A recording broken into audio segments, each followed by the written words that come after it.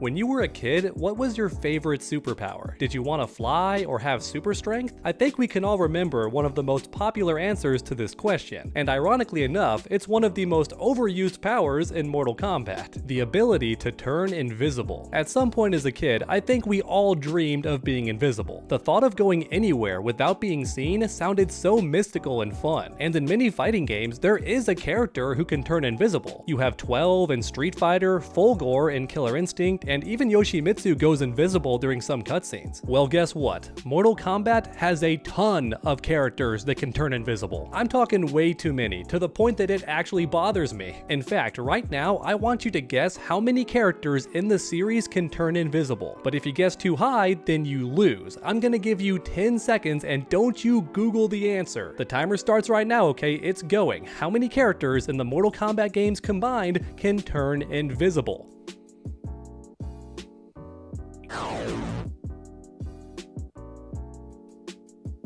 Alright, time's up. 13.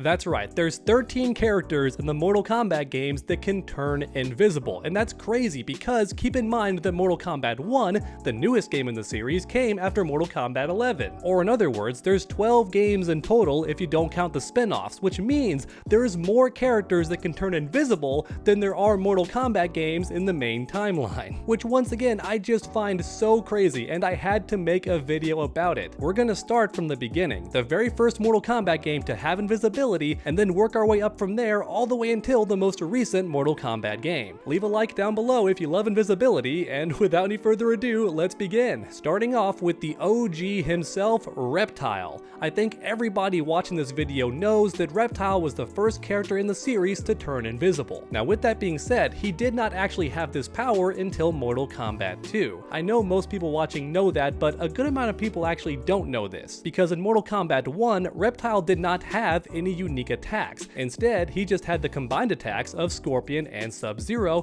which is why he is green, yellow plus blue. And on top of that, your boy Reptile was not even playable in the first game, he was simply a secret fight. But thankfully, in the sequel, Mortal Kombat 2, you could finally play as the character, and he had the amazing ability to turn invisible. And I mean completely invisible. Not that weird blurry effect from the Predator movies. No, Reptile turned completely invisible, and unlike in recent games, it didn't cost you any meter, because there was no meter system yet. And for every character in this video, I'm going to explain why they turn invisible and see if it's justified. And for Reptile, it definitely is, because many reptiles found in nature can actually change the color of their scales to match their environment, which is not exactly the same as turning invisible, but it's the next closest thing. And since Mortal Kombat is a fantasy game with characters throwing fireballs and whatnot, it's okay for the Reptile character to turn invisible. So next up, let's hop over to Mortal Kombat 3. In this game, a new character could turn invisible, but he wasn't exactly organic.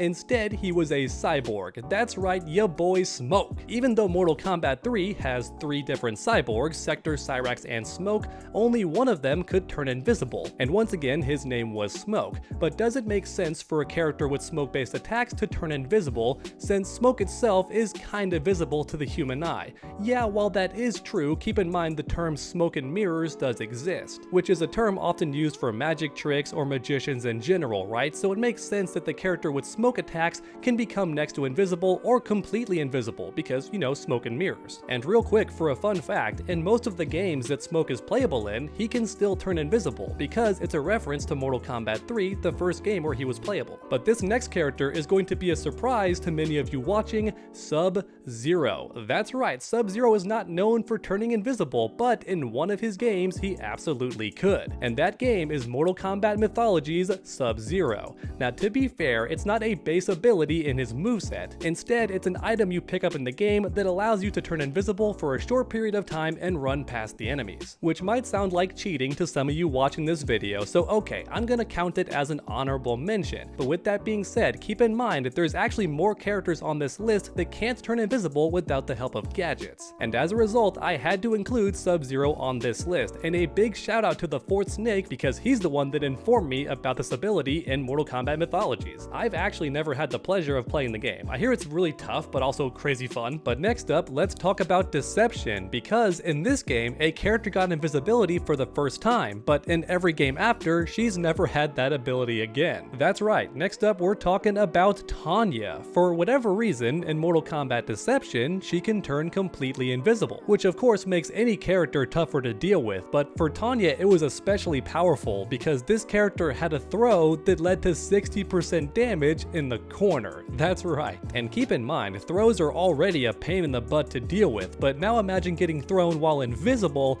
and then losing 58% of your health. Yeah, it was definitely a nightmare. And as mentioned earlier, Tanya never gets this power ever again. At first, I thought it would have been cool to bring it back in Mortal Kombat 1, but then I remembered that several characters can already turn invisible, so maybe it's a good thing that Tanya did not also have that power. But alright, is this power justified? Should Tanya have the ability to turn invisible? Yes, for two main reasons. For starters, there's one more Edenian in the series that can turn invisible, and we're going to talk about her later, but the point is, Edenians are magical in nature, so it makes sense that Tanya could have the ability to turn invisible. But then on top of that, Tanya is deceptive by nature. She is a backstabber, a double agent, and as a result, it makes perfect sense that she could turn invisible. It's a perfect power for someone who's deceptive. What the heck just happened to the camera there? Did you see that? It's like I got flashbanged. Hope that doesn't happen again. It's a new camera, by the way. My old one broke. I got a new one so you could see me, which is ironic considering the context of this video. It did it again. Stop flashbanging me. All right, you know what? I'm gonna scoot a bit closer.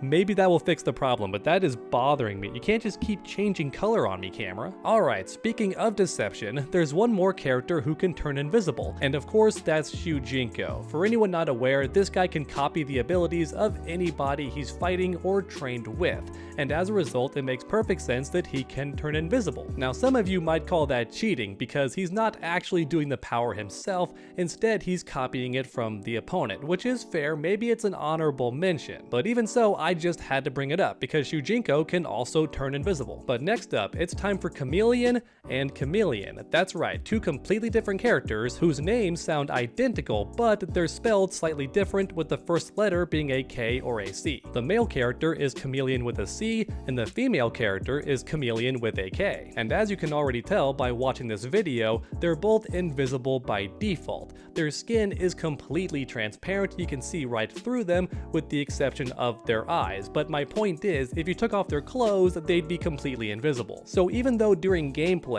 they don't have a special move that turns them invisible, they are still invisible by default. Their skin itself is literally invisible. And as a result, I definitely had to include them on this list. But next up, let's talk about Mortal Kombat 2011, otherwise known as MK9, the first main reboot in the series. Because this next character only turns invisible during a cutscene, but for some reason can't do it during actual gameplay, and his name is Sektor. That's right, one more member of the Cyber Lin Kuei can also turn invisible, but once again, only in a cutscene for some reason. Maybe the developers worried that he would be too overpowered if he could turn invisible and also have the best teleport in the game. I understand. But with that said, does the cutscene make sense? Why is Sektor able to turn invisible? Well, don't forget that Cyber Smoke, all the way back in Mortal Kombat 3, could also turn invisible, so it does stand to reason that maybe every Cyber Lin Kuei member can turn invisible. Or at the very least, the high-ranking members can, right? Like Sektor, Cyrax, and Smoke. However, with that also being said, it's worth mentioning that Sektor and Cyrax have never actually had the gameplay ability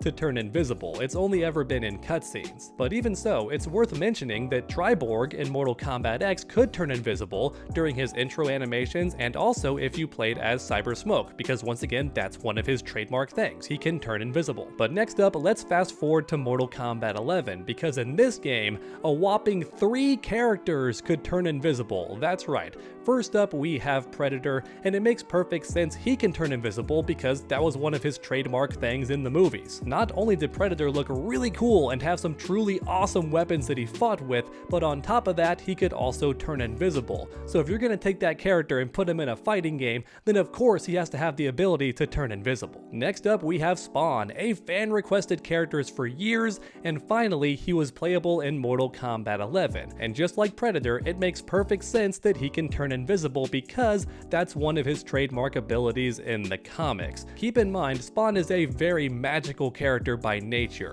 He can do pretty much any magical ability you can think of, kinda like Doctor Strange, only he's from hell. And as a result, one of those powers is definitely going to be invisibility. But next up, we have an Edenian, like I mentioned earlier in the Tanya section of this video. And just like Tanya, she's only had this power in one game, never before and never after. That character is Melina. Yeah, for whatever reason, Melina can just turn invisible in Mortal Kombat 11. I think NetherRealm just wanted her to stand out, and I get that, but at the same time, it's still kinda weird. Cool to be fair, but also weird because Melina is a clone of Kitana, so why can't Kitana turn invisible? For whatever reason, only Melina can turn invisible, and I just don't think that's justified. It's still cool from a gameplay standpoint, don't get me wrong, but I don't think Melina would have that power. But only because Kitana does not have that power, and Tarkatans don't have that power either, so Melina should not really have this ability. Which means, ironically enough, it makes more sense for Tanya to have invisibility than it does for Melina to have invisibility. But now finally, at long last, we have the final character listed in this video in the most recent Mortal Kombat game, and believe it or not, it's Shang Tsung in Mortal Kombat Onslaught. That's right, the mobile game. And many of you watching might already be saying, underdog, Shang Tsung could always turn invisible if his opponent could turn invisible, because he could shapeshift into them